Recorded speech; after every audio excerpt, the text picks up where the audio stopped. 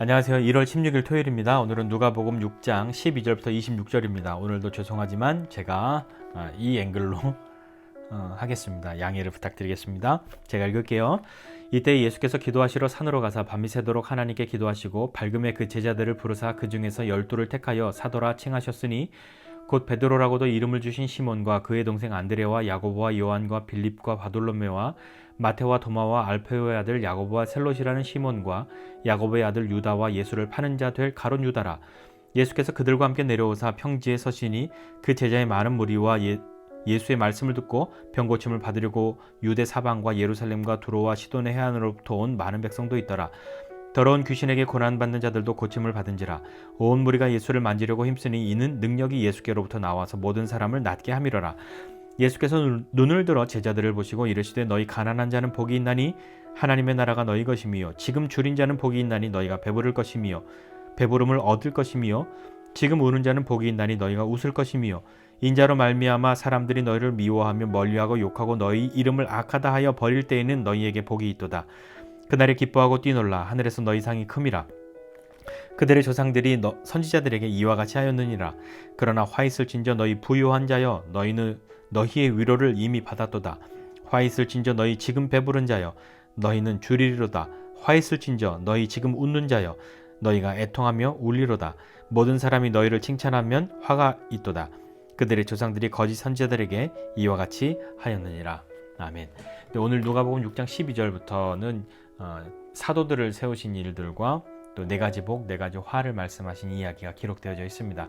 12절 시작될 때에 이때에 라고 시작하는데 이때는 어제 읽었던 본문을 이어서 그렇게 고소당하려고 하는 그때에 라고 하기보다는 그때가 되어서 고소를 하려고 그렇게 분위기가 안 좋으니까 예수님이 기도하셔서 기도하는 중에 사도들을 택하셨다라고 이해한다고 틀렸다라고 말할 수는 없지만 여기 나오는 이때라는 단어는 누가복음과 사도행전, 그러니까 누가가 기록한 이 글에 딱 4번 나오는 굉장히 독특한 단어라고 합니다. 직역하면 어떤 의미냐면 전날들에 일어났다라는 뜻이라고 해요.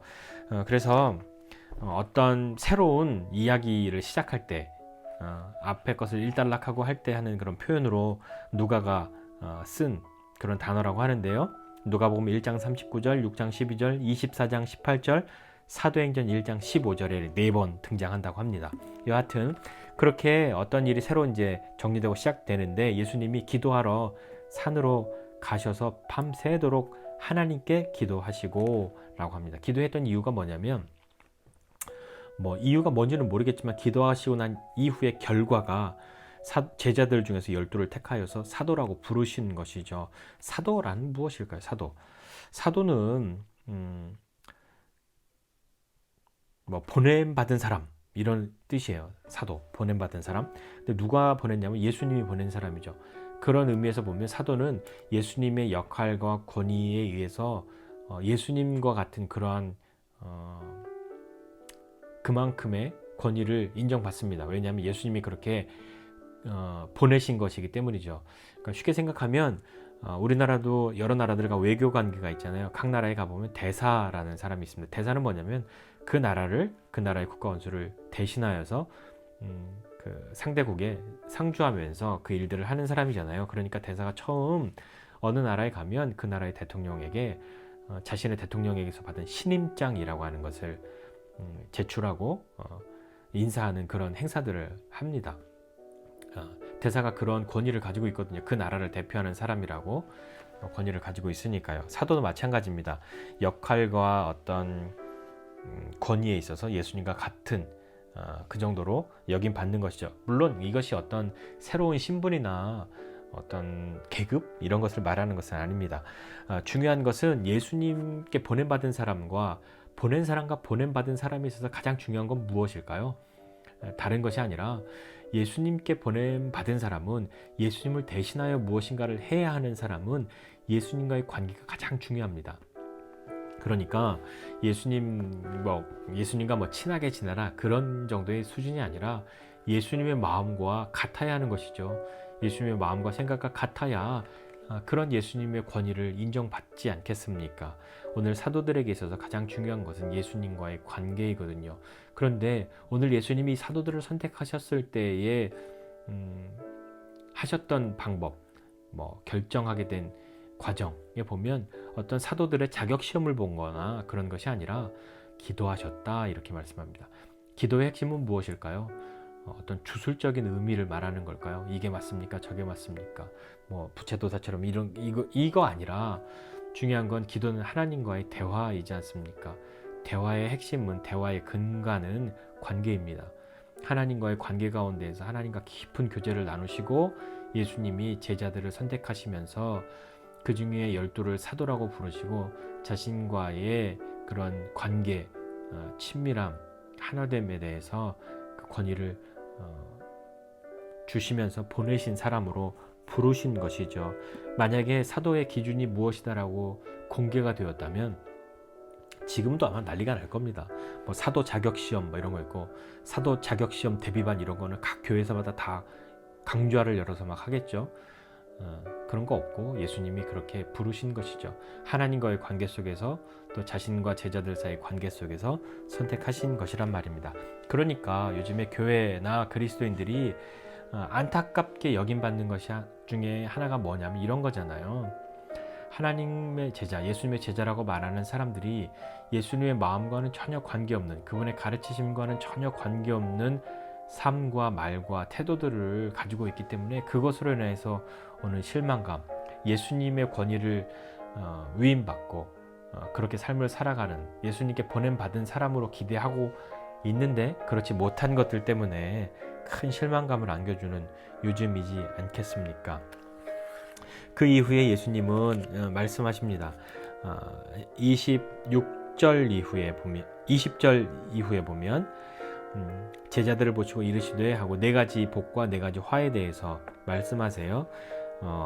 네 가지 복과 네 가지 화. 네 가지 복 받는 사람은 누구냐면 보니까 가난한 사람, 줄인 사람, 지금 가난한 사람, 지금 줄인 사람, 지금 우는 사람, 지금 미움받는 사람. 그러나 화가 있게 되는 사람은 누구냐면 지금 부유한 사람, 지금 배부른 사람, 지금 웃는 사람, 지금 칭찬받는 사람.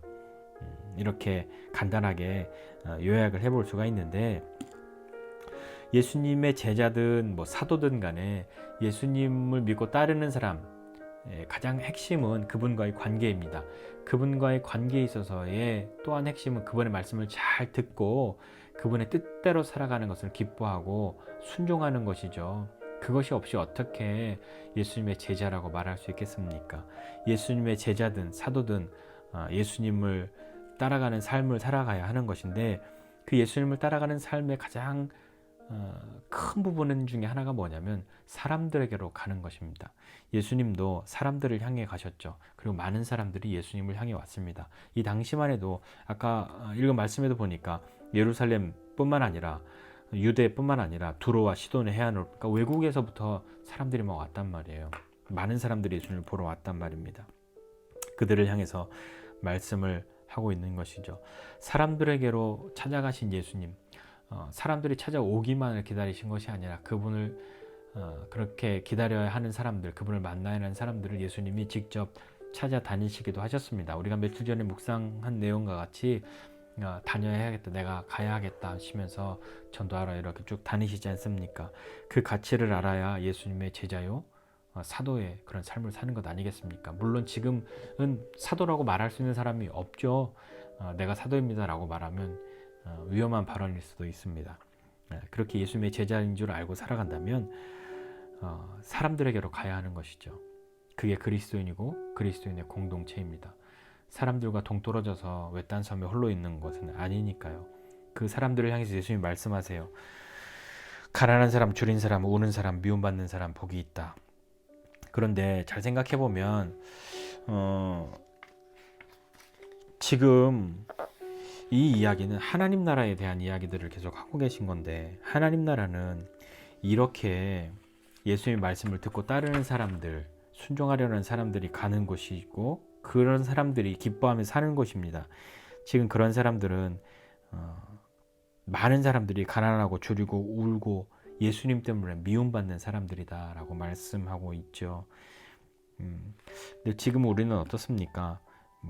우리 중에 누구도 부유하고 배부르고 막 웃고 모든 사람에게 칭찬받고 난 그러지 않으니까 괜찮네라고 안심하시겠습니까? 스스로 위로하시겠습니까?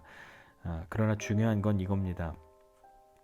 우리가 왜 가난하고 왜 줄이고 왜 울고 왜 미움받고 있는가인 것이죠.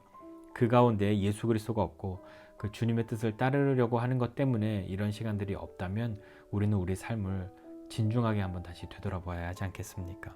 예수님 없이 부유하고 예수님 없이 배부르고 예수님 없이 웃고 예수님 없이 칭찬받는 것으로 가득한 삶이라면 그것은 언젠가 역전당할 날이 올 가능성이 굉장히 높지 않겠습니까? 오늘 우리의 삶은 어떻습니까?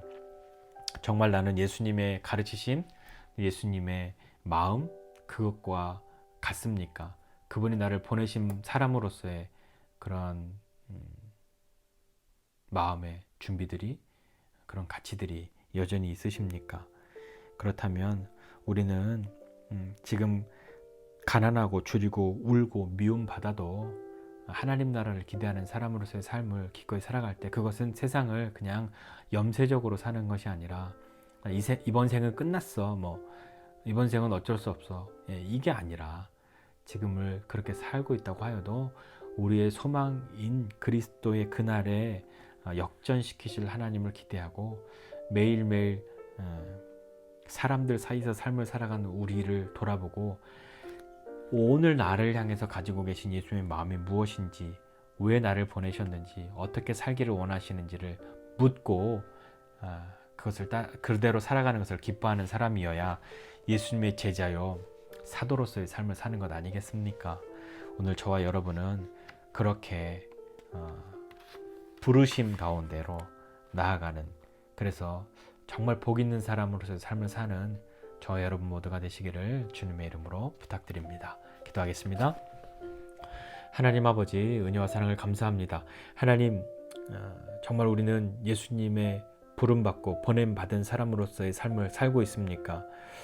아니, 나는 부름받은 것은 괜찮은데 보냄받은 것은 너무 부담스럽고 어렵다고 생각합니까? 주님, 우리를 부르심과 동시에 보낸 것을 기억하게 하여 주시옵소서. 우리를 자녀 삼아 주시고 우리를 제자로 부르셔서 이 세상에 주님을 대신하는, 주님을 보이는 사람으로, 하나님의 뜻을 흘려보내는 사람으로 다시 보내셨다는 것을 기억하고 믿음으로 그 삶 살아가게 하여 주셔서 우리가 지금 비록 가난하고 줄이고 울고 있고 예수님 때문에 미움받는 일이 많다 하여도 정말 하나님 나라 그날이 되면 하나님의 그 마음을 우리가 깊이 아는 사람들로 다시 한번 바꾸실 것을 기대하고 오늘 하루의 삶 속에서 주님이 나에게 무엇을 원하시는지 묻고 잘 듣고 순종하는 믿음의 사람 되게 하여 주시옵소서. 감사드리고 예수님의 이름으로 기도드립니다. 아멘.